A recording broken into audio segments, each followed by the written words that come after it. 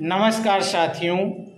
कल शाम को स्पेशल न्यूज़ कवरेज के डिबेट में अभय कुमार सिंह जी थे और उन्होंने मुख्यमंत्री जी से मिलने को लेकर के और मुख्य सचिव जी से अभी एक दिन पहले ही मुलाकात की है और उन्होंने अपनी बात रखते हुए क्या कहा डिबेट के अंदर सभी शिक्षा मित्र साथी सुने। जी नमस्कार। कल क्या बातचीत हुई आपकी प्रमुख सचिव से, मुख्य सचिव से? क्षमा चाहेंगे मुख्य सचिव मनोज जी से। जी, क्योंकि हमने एक हफ्ते पहले ही आदरणीय मुख्य सचिव जी का मैंने समय मांगा हुआ था। 17 तारीख को फोन आया कि उस समय हम लोग जो गई 11 बजे पहुंचे, तब काफी मुलाकाती थे, भाई सीरियल नंबर सबको बुलाया जा रहा था। जी अगर आ रही आवाज? अब आ रही है। ये बताना चाह रहा हूँ कि 8 तारीख को बैठक हुई थी हमारी माननीय जैसी शिक्षा मंत्री जी की। उसी दिन मुलाकात मुख्यमंत्री जी से हुई थी। 9 तारीख को मुख्यमंत्री जी वो लखनऊ से बलरामपुर गए थे, बलरामपुर से गोरखपुर निकल गए थे, जैसा कि उनका सरकारी कार्यक्रम था। क्योंकि सरकारी कार्यक्रम है तो सभी को पता चल जाता है आजकल सोशल मीडिया के माध्यम से, छुपा हुआ चीज है नहीं। दशहरे की छुट्टी थी, 14 तारीख से ही कार्यालय खुला हुआ है। बिल्कुल एक हफ्ते 5 दिन वर्किंग डे होता है यहाँ लखनऊ राजधानी में, सोम से शुक्रवार तक। उसी दौरान 16 तारीख को आचार संहिता लग जाती है, जिसका अनुमान अभी किसी को था नहीं। हम लोगों को नहीं था कि इतनी जल्दी आचार संहिता उपचुनाव की लग जाएगी। तो आचार संहिता लग गई। अब आचार संहिता लग गई तो अब ये सबके दिमाग में हो गया कि अब आचार संहिता में कोई काम होगा नहीं, जो भी होना है आचार संहिता खत्म होने के बाद ही होना है। ये विभाग की फाइल पटल जो भी होती है बड़ी गोपनीय चीज है और अंदर की बात है। जब तक ये ओपन नहीं होता है तब तक पब्लिकली हम कह नहीं सकते हैं, क्योंकि कोई भी व्यक्ति फाइल के पीछे भी जाता नहीं है। और कोई भी विभागीय अधिकारी कर्मचारी अगर कुछ हुआ जो गोपनीय चीज होती है उसको कहीं आउट नहीं करते हैं उनके द्वारा।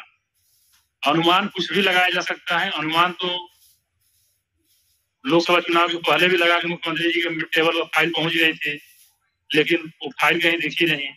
तो अनुमान लगाना अलग चीज है, हकीकत अलग चीज है। गोपनीय चीजों, गोपनीय बातों का, गोपनीय रिकॉर्ड का कोई जानकारी न अधिकारी से मिलती है न बाबू से मिलती है। हम अनुमान लगाते रहते हैं कि हो सकता है कि ये हो गया हो गया। लेकिन जब होना आचार संहिता के बाद है तो हम सिर्फ अपने अधिकारीगण से या माननीयगण से सिर्फ इतना ही रिक्वेस्ट कर सकते हैं कि जो भी आपकी प्रक्रिया, उस प्रक्रिया को इसी समय में आप अंदर पूर्ण कर लें, ताकि हमें उसके बाद इंतजार न करना पड़े। अभय जी, मुख्य सचिव जी ने क्या कहा आपसे? क्या आश्वासन लगा? क्या उनसे बातचीत हो? कौन कौन आपके साथ थे? कोई संगठन के और लोग भी साथ थे? हाँ, हमारे संगठन से हमारे शिवेंद्र प्रताप सिंह हमारे साथ थे। हम 2 लोग गए थे। किसी भी अधिकारी से हम मिलेंगे तो हम अपनी बात रखेंगे, उनसे अनुरोध करेंगे इस प्रक्रिया को जल्द से पूरा हो।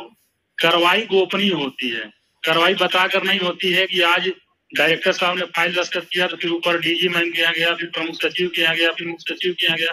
ये सब कोई बताता नहीं है, ना कोई, ये गोपनीय चीज है तो न किसी को कार्रवाई के बारे में किसी को बताई जाती है। तो हम अधिकारी से अपनी बात रखेंगे, किसी भी अधिकारी से मिलेंगे तो हम अपनी बात रखते हैं। अपनी समस्या तो सबको पता है, बस यही अनुरोध करते हैं कि सर जो हमारा जो प्रक्रिया चल रही है इसको जल्द से जल्द पूर्ण हो। वहां से हमें आश्वासन मिलता है कि हाँ आपकी प्रक्रिया जल्द से जल्द पूर्ण होगी। क्योंकि आचार संहिता है तो इस समय हम कोई अथेंटिक घोषणा नहीं कर सकते और न ही वो करेंगे और न ही ऐसा कुछ वो कहेंगे। आपने बैठक हुई, बैठक में भी आप सम्मिलित थे, बेसिक शिक्षा मंत्री से भी आपकी बातचीत हुई और उसी दिन संयोगवश मुख्यमंत्री जी आपको बुला लेते हैं शाम को। दोनों बैठकों को लेकर आप कितना मुतमईन हैं, कितने प्रभावित हैं कि शिक्षा मित्रों को कुछ भला होगा या फिर सब हवा हवाई? अभय जी, हमारे शिक्षा में से फोन आया, उन्होंने कल एक शिक्षा मित्र साथी का ही फोन आया था। उन्होंने मुझसे 2 क्वेश्चन पूछा। तो ये आपका संगठन है क्या? पहला क्वेश्चन था। हमने जी भैया, ये संगठन कब बना, क्यों बना? तो मेरा यही था कि जब मैं शिक्षा मित्र, तो मैं 2006 का था। अब मुझे कोई राजनीतिक मतलब नहीं था, न कोई मैं पॉलिटिक्स में था, न ही किसी संगठन में था। मैं एक शिक्षा मित्र था और सिर्फ अपने कार्य से मतलब था। 2017 तक मैं यही जानता था कि 2 संगठन है प्रदेश में, उन लोग काम होता है, दोनों लोग संयुक्त रूप से तमाम प्लान दिल्ली, लखनऊ से लेकर दिल्ली तक करते हैं। कहीं कहीं सिंगल अलग संगठन की फिर रूप से भी सब की है। तब तक मैं एक मुख्य दर्शक के काम शिक्षा मित्र की तरह देखता था। मुझे कोई रुचि नहीं थी संगठन से या चाहे जो भी। लेकिन जब मैं वहां था कि हमारी दूरियां शिक्षा मित्रों और सरकार के बीच में, उस समय नई सरकार बनी बीजेपी की, माननीय सुप्रीम समाज रद्द होता था। रद्द होने के बाद जो आंदोलन हुआ, आंदोलन की भाषा अच्छी नहीं कह जाएगी, क्योंकि एक शिक्षक हैं और शिक्षक के लिए वो भाषा अच्छी नहीं। हो सकता है कि यही नाराजगी का कारण रहा। हम कहें कि आज हम बना रहे हैं, लेकिन गड्ढा कब बनाया गया, पुल की जरूरत पड़ गई। तो गड्ढा भी तो हमने ही तय किया। आज हम यह कहें कि हम सरकार और शिक्षा मित्रों के बीच पुल बनाने का काम कर रहे हैं, तो पुल तो सरकार और शिक्षा मित्रों के बीच से ही बना। अच्छा सामने सरकार से, सरकार मतलब उत्तर प्रदेश से में मतलब है मेरा। उत्तर प्रदेश में तो मेरे बड़े अच्छे संबंध थे। जब पुल बना, गड्ढा बना, तभी आज पुल की जरूरत पड़ी है। तो गड्ढा किन परिस्थितियों में बना, चलिए बन गया। वो होता है, फ्रस्ट्रेटेड आदमी होता है, जब दिमाग डिस्टर्ब होता है तो कुछ गलतियां होती रहती हैं। और गलती एक तरफ से नहीं होती है, दोनों तरफ से होती है। एक संगठन के जिम्मेदार आदमी की, जिम्मेदारों का भी एक लाइबिलिटी होती है कि हम किसी को बरगला के, उकसा के कुछ गलत काम न कराएं, बल्कि अगर कुछ गलत कर रहे हैं, अपने लोग अगर कुछ गलत कर रहे हैं, तो संगठन का एक दायित्व होता है कि हम उन्हें रोकें, मना करें। लेकिन हमें लगा कि कुछ उल्टा हुआ, संगठन के द्वारा ही बरगलाया गया। शिक्षा मित्र कहीं गलत नहीं, लेकिन फ्रस्ट्रेट थे, मानसिक रूप से तनाव में थे। उस समय सरकार का कोई हमारे प्रति सकारात्मक बयान नहीं आया, जिससे और थोड़ा गुस्सा, उत्तेजना सब कुछ बढ़ा। जो भी गलतियां हुई, गलती हो गई, उसमें जितने हम दोषी हैं उतने ही सरकार भी दोषी है। एक तरफा कोई गलती नहीं हुई है, लेकिन फिर भी जब दोनों तरफ हुआ तो खाई तो बन गई। खाई बाद 2018 में, जब 17 के बाद जब सारे संगठन के लोग शांत हो गए, बैठ गए, तब 2018 में मुझे संगठन बनाने की जरूरत पड़ी, क्योंकि सरकार से मिलने के लिए, वार्ता करने के लिए। और 2018 से ही हमने काम करना शुरू किया और हमने हमेशा पॉजिटिव बनाने की कोशिश किया कि अब जो हुआ सो हुआ, इस खाई को काटा जाए। खाई काटने के क्रम में 2018 में मुख्यमंत्री जी के आवास पर 6 शिक्षा मित्रों की बैठक हुई थी। फिर 5 जून 2018 को माननीय मुख्यमंत्री जी का जन्मदिन है, उस दिन भी 7 शिक्षा मित्र हम लोग गए थे उनको बधाई देने, और बड़ी सकारात्मक वार्ता रही। उसी वार्ता के क्रम में 20 अगस्त 18 को एक कमेटी का निर्माण भी हुआ था। 20 अगस्त को भी हमारी दोपहर में 11:30 बजे मुख्यमंत्री जी से बैठक हुई थी, जिस दिन शाम को शर्मा जी की कमेटी का बैठक हुआ था। क्योंकि उस कमेटी की बैठक में मैं नहीं गया था, लेकिन मैं मुख्यमंत्री जी के यहाँ गया था उस दिन अगस्त में। जब भी मैं गया, 4-5 शिक्षा मित्र, 2 शिक्षा मित्र, ये नहीं मैं पूछा कि भाई आप किस संगठन से बिलोंग करते हो क्या कुछ। मैं बस जानता हूँ कि मेरा भाई है, शिक्षा मित्र है, मेरे साथ चले। जो भी 5-6 लोग हैं, पता चला कोई किसी अन्य संगठन से है, कोई किसी अन्य संगठन से है, लेकिन हमें कुछ मतलब नहीं था कि केवल मेरे लोग छांट कर ही जाएंगे। गया, क्रम लगा रहा, वार्ता का क्रम लगा रहा, नाराजगी थी, जाहिर थी, सब कुछ रहा। बीच में कई 1-2 जनप्रतिनिधिगण से भी, काफी जनप्रतिनिधिगण से संपर्क किया गया, कोई शिक्षा मित्र का नाम लेने को तैयार भी नहीं था। लेकिन समय पलटा, धीरे धीरे 2019, 20, 21 का भी दौर आया। 21 में भी हमारे एक MLC साहब, जिनका नाम मैं आपको बता चुका हूँ, काफी पॉजिटिव हुए, उन्होंने भी प्रयास करना शुरू किया। कुछ अधिकारीगण भी हमारे निगेटिव में आए, कुछ लोग पॉजिटिव में आए। भूमिका रही आदरणीय मनोज सिंह साहब की, चाहे सुंदरम साहब की, बड़ी अच्छी मतलब पहल रही, इन लोगों ने किया। आज जो भी बैठक हुई है, हमारे सकारात्मक अगर पक्ष में आया है, तो अब जाकर आया है इस महीने में, सितंबर अक्टूबर से ही जाके सकारात्मक हुए हैं माननीय जी। और मुख्य सचिव महोदय भी बहुत पॉजिटिव थे। अब आचार संहिता के बाद देख लिया जाए क्या होता है। यहाँ तक कि नवंबर 2021 में एक बार मुख्यमंत्री जी के निर्देश पर बेसिक शिक्षा मंत्री जी की बैठक हुई थी 14 दिसंबर 2021 को। वो दिन हमारे घर शादी थी, मैं बैठक में नहीं जा पाया था। मेरे संगठन से 2 लोग गए थे, संतोष भट्ट और शिवेंद्र सिंह, दोनों लोग गए थे। उसमें बेसिक शिक्षा मंत्री जी सतीश द्विवेदी जी हुआ करते थे, उनकी अध्यक्षता में बैठक हुई थी। काफी शिक्षा मित्र लोग थे, कई संगठन के लोग थे। 2000 रुपए का प्रस्ताव आया था उस समय, बेसिक शिक्षा मंत्री जी ने लेकर आए थे कि मुख्यमंत्री जी ने की तरफ से 2000 रुपए बढ़ाने का। लेकिन हम अपनी ही गलती मान लेते हैं, हम क्यों किसी पर व्यक्तिगत आरोप लगाएं। क्योंकि मैं बैठक में नहीं था, फिर भी मैं अपनी गलती मानता हूं कि हम लोगों ने उसे स्वीकार नहीं किया, जो हमारी बड़ी भूल थी। जितने भी लोग थे सब लोग उसके जिम्मेदार हैं, मैं भी उसकी जिम्मेदारी ले लेता हूँ। क्योंकि मैं नहीं था तब भी मैं जिम्मेदारी लेता हूँ, क्योंकि अगर मैं किसी को इंडिकेट करूं तो कहेंगे कि आरोप लगा रहे हैं। बुलावा आया था, गए थे लोग, 2000 रुपए की जीत थी। जीत जो भी परिस्थिति रही हो, बेसिक शिक्षा मंत्री जी अपना संदेश लेकर गए मुख्यमंत्री जी तक, बात नहीं बनी, लोगों ने स्वीकार नहीं किया, फिर मामला चल गया। देखिए, जब कोई भी गाड़ी फंस जाती है, खड़ी रहती है एक जगह, तो या तो वो पंचर रहती है या वो मिट्टी में धंस जाती है। तो पहला काम होता है कि हमें उस गड्ढे से इसी तरह धक्का दे कि एक कदम आगे बढ़ाएं, फिर वो गाड़ी धीरे धीरे डगरते हुए तेज भी चलने लगती है। इसी तरह हमारा मानदेय 10,000 पर 7 साल से वहीं धंसा हुआ है, उसी गाड़ी की पहिए की तरह जाम खड़ा है। पहले वो वहां से हिले, जब वो हिलेगा तो वो दौड़ेगा भी। हमारा प्रयास है कि पहले वहां से हिले, उस जगह को छोड़े और आगे जाए।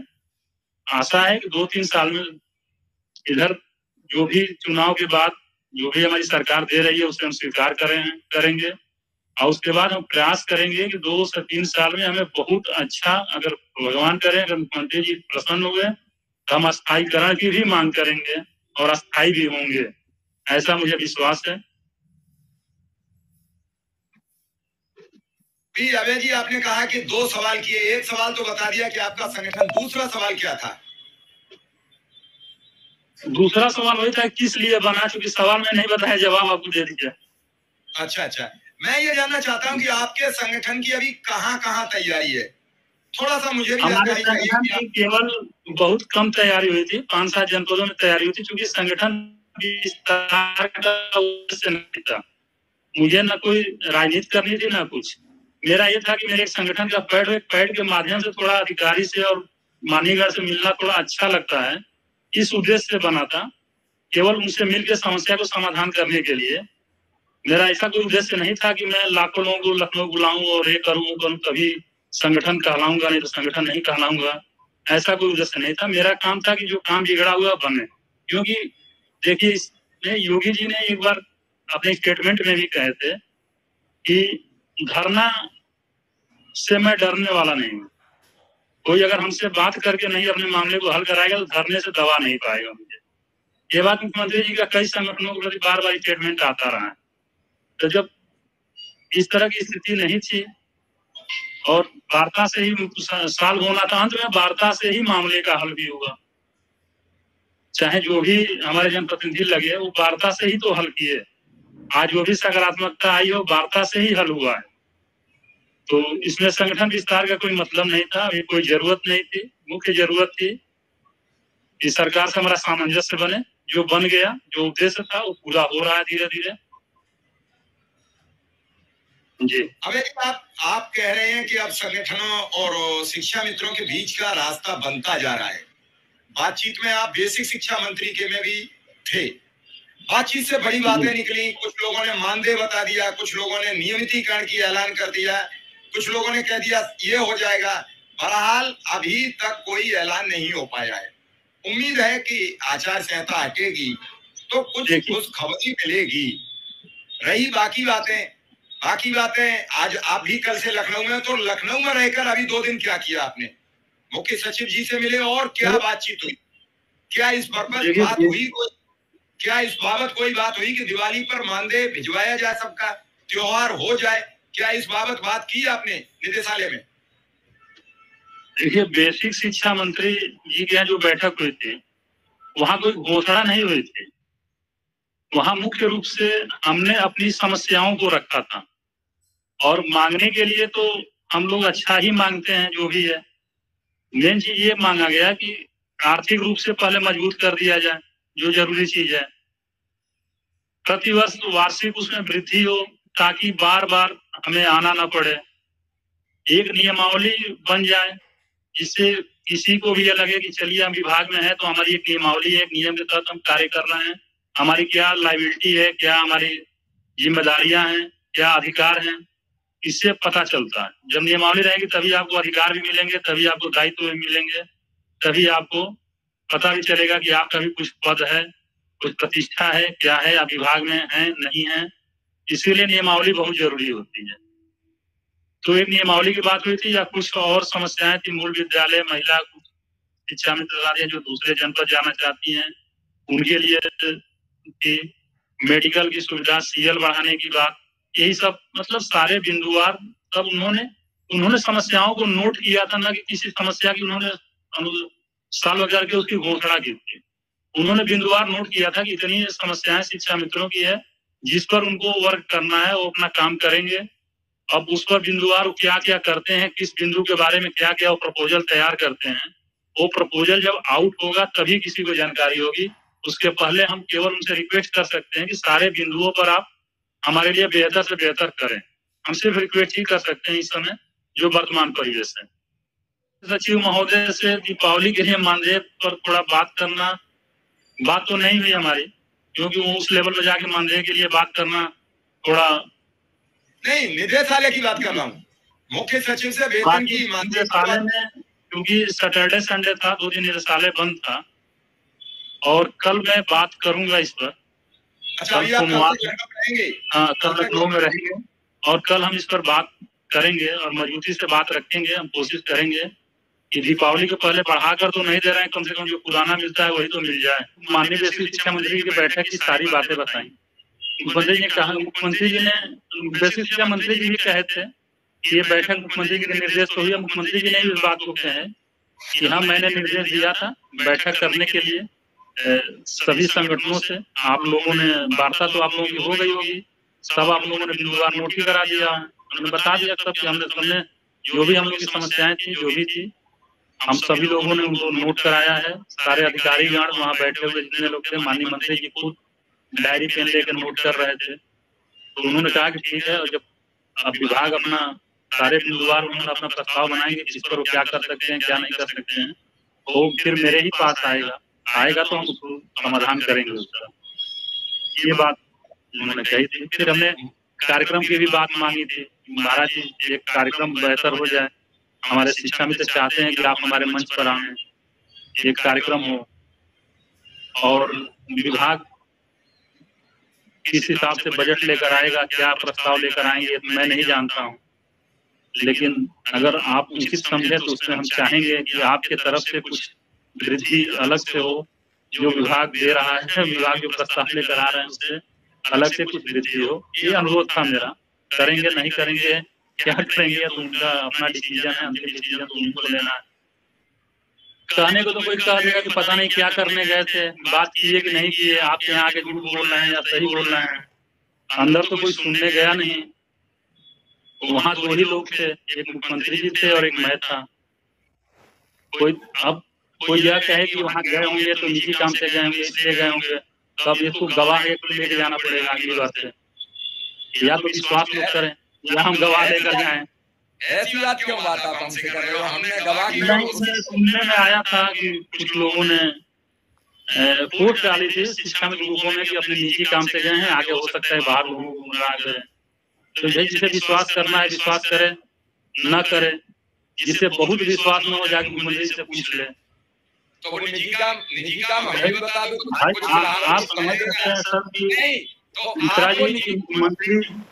मुख्यमंत्री जी का एक पद बहुत बड़ा बहुत बड़ा पद होता है, प्रदेश के मुख्यमंत्री का पद बहुत बड़ा पद होता है। कोई भी माननीय मुख्यमंत्री जिससे कुछ और बात करे और आपके आके चैनल पर सोशल मीडिया पर दूसरी बात करे, यह हिम्मत किसी के पास नहीं होगी कि हम उनसे जाके कुछ अपना निजी बात करें और बाहर आके हम बात करें। नहीं, उससे हम इस मुद्दे पर बात करने गए हैं, इसको खुलकर ओपनली मीडिया में कहे, तो ये हमारे समझ से किसी की हिम्मत ऐसी नहीं होगी कि मुख्यमंत्री जी का नाम लेकर इस तरह का झूठ बोल दे इसी मीडिया में।